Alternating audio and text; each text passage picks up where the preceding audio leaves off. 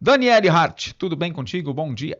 Bom dia, gente. Eu estou bem. Quando a gente volta de feriadão, a gente sempre volta reabastecido, né? E volta com uma energia que é a energia vital da nossa essência. Sim. E eu trago hoje, e é sempre muito desafiador para mim, porque o Fernando começa assim, e a própria vinheta, né, de quem entende no assunto, ai meu Deus, sempre me Opinião dá de uma quem coisinha no tá. coração. Eu, Aumenta a responsa. Aumenta a responsa. Mas assim, o que me vale é eu conseguir entregar aquilo que eu acredito que faça sentido para a minha vida e que eu veja que faça sentido a vida das pessoas também. São as verdades que a gente vive, consome e essa transformação que a gente vem fazendo ao longo dessa jornada do viver, né? E eu escolhi sim a felicidade como um tema, porque ela já me escolheu há um certo tempo, né? Ela já me proporcionou A felicidade muitos. te escolheu. Ela me Como é que escolheu, ela te achou, hein? Fernando. Porque eu fui uma criança que tive muitas oportunidades na vida. Eu tive uma família razoavelmente estruturada, com pai, com mãe. Eu fui uma pessoa muito abençoada por ter família, por ter avós, por ter a base de valores. E às vezes a gente não se dá conta o quão a gente já é muito abençoado por tudo que a Verdade. gente tem, né? Por isso que eu digo que a felicidade me escolheu. E depois de um tempo, com mais consciência, talvez com um pouquinho mais de maturidade, e a vida é esse amadurecimento, né? Eu também escolhi ela e disse: vem cá, eu acho que a gente pode fazer uma dobradinha bem legal para poder levar então para as pessoas um conteúdo que faça sentido, né? E que realmente venha agregar. E ao longo dessa minha caminhada de estudos e aproveitando esses dias de carnaval aí, tem vezes que eu já fui para o Carnaval do Rio, já fui para Salvador, já fui mais Fuliã, e o meu carnaval agora foi super família, assim, foi a primeira vez que a minha família de origem com a minha mãe, com meus irmãos, a gente conseguiu estarmos juntos. Meus irmãos já estão mais enraizados, já com família, não estão mais solteiros, então a gente consegue fazer com que todos fiquem juntos, né? Então É foi uma mais fácil. delícia. É mais fácil e as necessidades são mais parecidas agora, É. né? Já estamos todos na casa dos 40, então a vida já criou, vamos dizer assim, não somos As como aventuras já não nos permitem mais tanta coisa. são outras, vamos dizer assim, né? Aham. Então nós estivemos juntos, eu pude alimentar um pouquinho as minhas necessidades, né? Especialmente do amor ao aprendizado, de ler um pouco mais. Eu acompanho uma amiga, né, a Maria Júlia Wagner, que ela é uma psicóloga maravilhosa aqui em Lajeado. E nesses tempos ela tem um clube de livro, e ela falava muito do livro da A Bailarina de Auschwitz. E na época, nesse clube de livros, eu não conseguia entrar, mas sempre ficou na minha memória aquele livro. E depois de um tempo ela falou da liberdade é uma escolha. E quando ela falou, eu disse, Maju sempre dá umas dicas legais. Peguei o livro, comecei a ler num dia, eu disse, meu Deus, eu tenho que levar para a praia, porque é aquela leitura que flui, né, e que toca o nosso coração. E é essa história que eu trago hoje para vocês. Como é que é o nome do livro? Aqui eu vou colocar, já que, né, a Os audiência audiência. tá muito aqui no visual também, né? Vai no sininho do YouTube. Lá. Ó, veja, gente, tá todo sujinho, pegou água do mar, tá tudo isso é um Pegou livro de areia, verdade, né? Esse aqui é um livro tem cheirinho de protetor solar, né? Tá tudo certo. Mas aqui o livro é A Liberdade é uma Escolha. Ela é uma psicóloga, a Edith Eva Eggers, é uma húngara que até os 16 anos vivia numa vida normal com a família dela. E eles foram deportados, então, para os campos de concentração. No primeiro dia que chegaram lá, os pais já foram mortos, né? E ela, aos 16 anos, se viram numa encruzilhada da vida, né? E ela sempre foi muito talentosa, ela era dançarina, né, de balé. E um dos tenentes, não lembro o nome dele, Joseph alguma coisa, Mellinger, acho que é alguma coisa assim, mas ele era conhecido como Anjo da Morte, né? Um tenente forte lá de Auschwitz, né? Sim. Ele disse para ela, dance. E ela, com toda a dor que ela tinha, legítima no coração, por ter perdido as pessoas mais importantes da vida dela, ela fechou os olhos e ela descobriu que existe uma liberdade interior. E ela se desprendeu de todos os pensamentos de dor, tudo aquilo que ela estava vivendo naquele momento, essa Edith Eggers, né? Sobrevivente dos campos de concentração, então já trazendo que o final da história é feliz, porque ela, até aos 90 e poucos anos, ela escreve esse livro, né? E traz muitas lições de vida.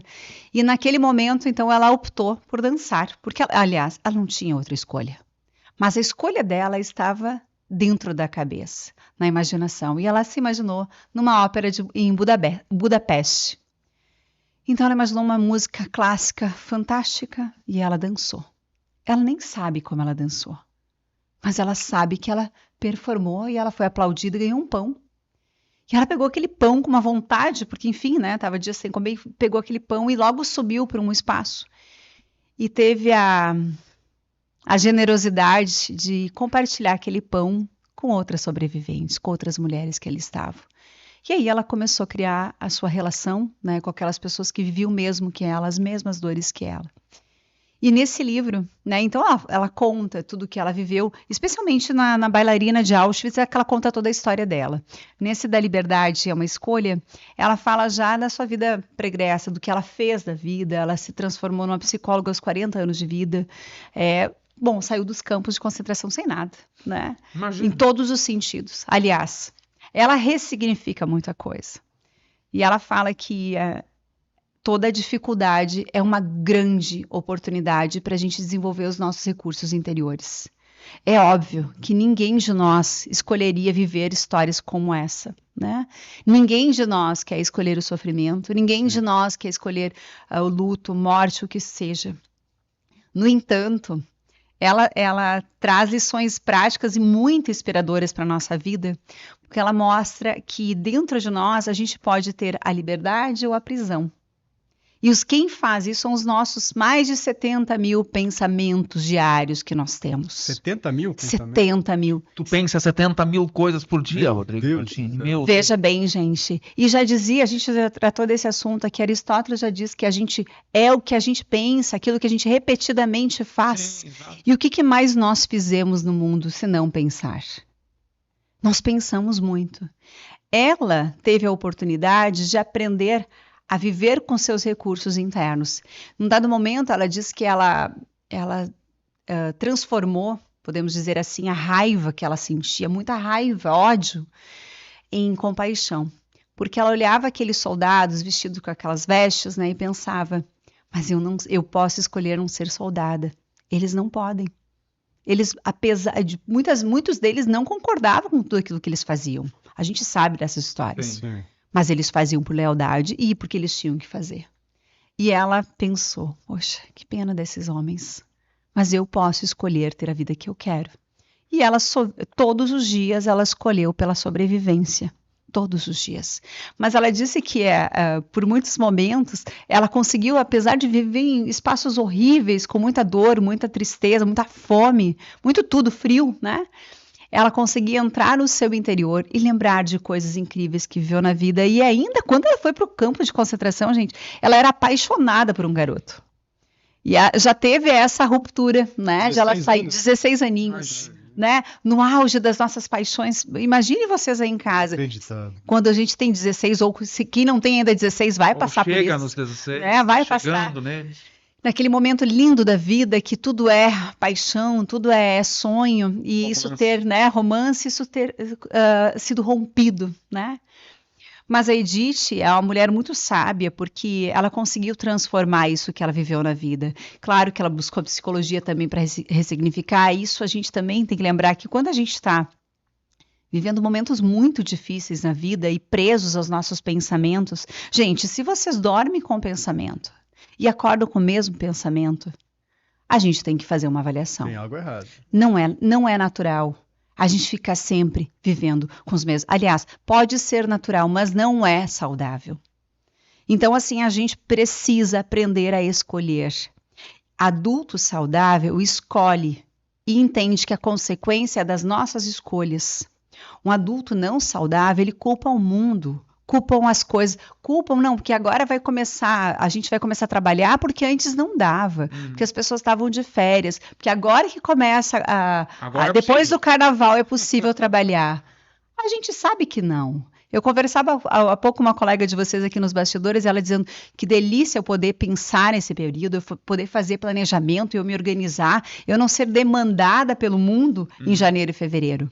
E ao mesmo tempo eu consegui tirar férias, aliviar minha cabeça. Então o que a gente faz muitas vezes? A gente não tem a consciência dos nossos pensamentos. A gente começa a repetir histórias e sem pensar. É a mesma coisa que isso.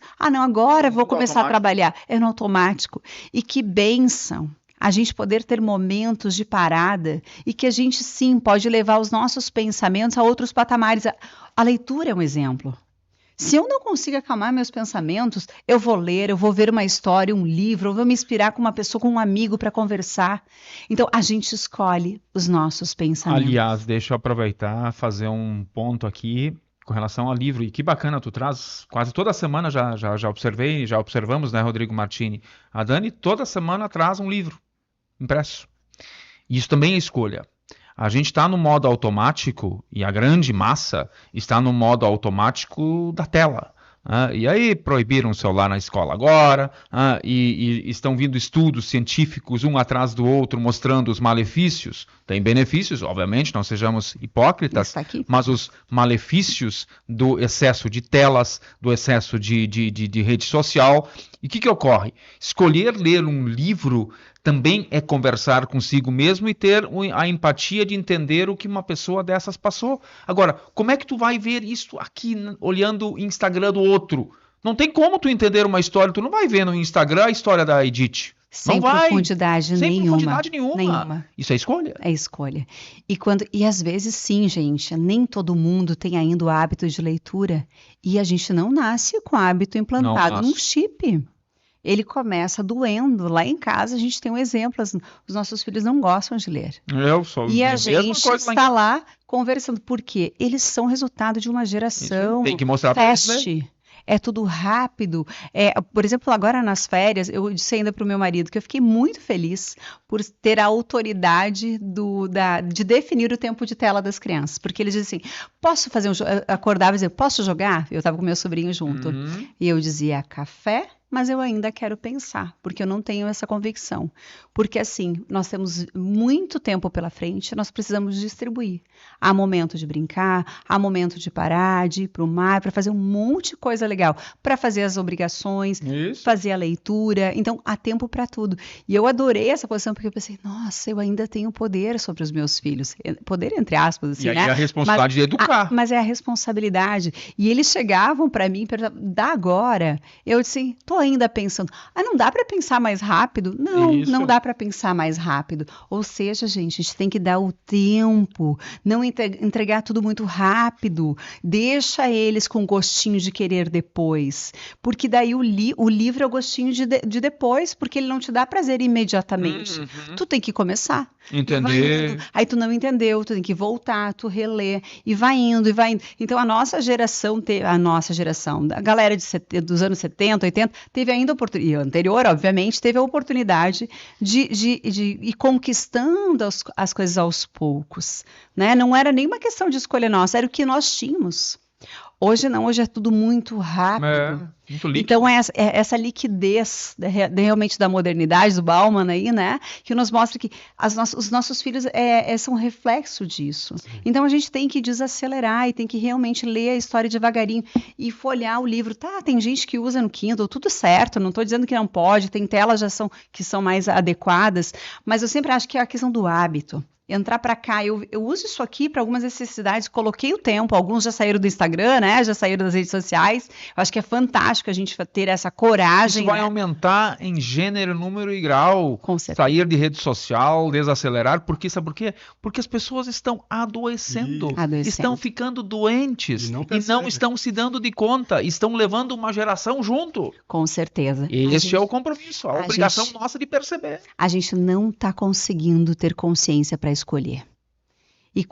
E a Edith, em um dado momento, ela fala com os pacientes dela depois que ela trabalha muito com pessoas, né, com estresse pós-traumático e tal. E mulheres que foram agredidas, que vivem em prisões, que ela diz prisões da mente, a prisão da culpa, a prisão da vergonha. Ela fala, a primeira prisão desse livro que ela traz é a prisão da vitimização. E ela muda, e a gente muitas vezes está nesse papel, né? Porque não sei o quê, porque eu não posso, porque eu. E ela é genial, porque ela comenta assim, existem os sobreviventes que dizem, porque eu? E esse é a vítima. E existem os sobreviventes que olham para o futuro e dizem, e agora? Ou seja, o que eu posso fazer daqui para diante? Porque eu não sou o meu passado. A única janela para o futuro é o presente. Nós falamos muitas vezes aqui sobre isso e eu não vou cansar em repetir sobre isso, porque sim, a gente vive muitas vezes as sombras do passado, com culpa, não perdoando, etc., com a ansiedade e preocupação do futuro e esquece de viver a jornada. A jornada, que é aqui o presente. Então, Excelente. gente, a felicidade é uma escolha, a liberdade é uma escolha, uma vida boa é uma escolha. Se as outras pessoas têm uma vida boa, acreditem, vocês também podem. Mas tem que começar, e começar pequeno, com pequenos hábitos, de reduzir talvez um pouco do café, de comer alguma coisa melhor. Se eu estou com aquele peso de não perdoar, escreve para a pessoa. Se tu não tem ainda a capacidade de falar para alguém, escreva, tire esse pensamento de dentro, externe ele de alguma forma, que seja falando para uma pessoa de confiança, que seja escrevendo, que seja gravando um áudio, mas tira isso só nos adoece. Então, lembrando que às vezes, como é que vem essas emoções dentro da gente? Às vezes é de uma situação que gera uma emoção e a gente não tem controle, porque teve uma situação e me gerou algo, Claro. Que gerou um sentimento, e gerou um pensamento, e gerou um comportamento. Mas muitas vezes na vida, um comportamento vem de pensamentos. E são esses que a gente sim consegue controlar. Então tem que ver que fontes é que eu estou bebendo. Se eu estou falando com pessoas que são muito negativas, que eu estou ouvindo notícias só muito negativas, ou eu estou vivendo muito das notícias do passado, das minhas dores. Ou seja, tem que verificar muitas vezes o quanto a gente não está sendo vítima da nossa vida. E um adulto de verdade... E aí vamos bater aqui, né? Um adulto de verdade, ele se responsabiliza pelas suas escolhas.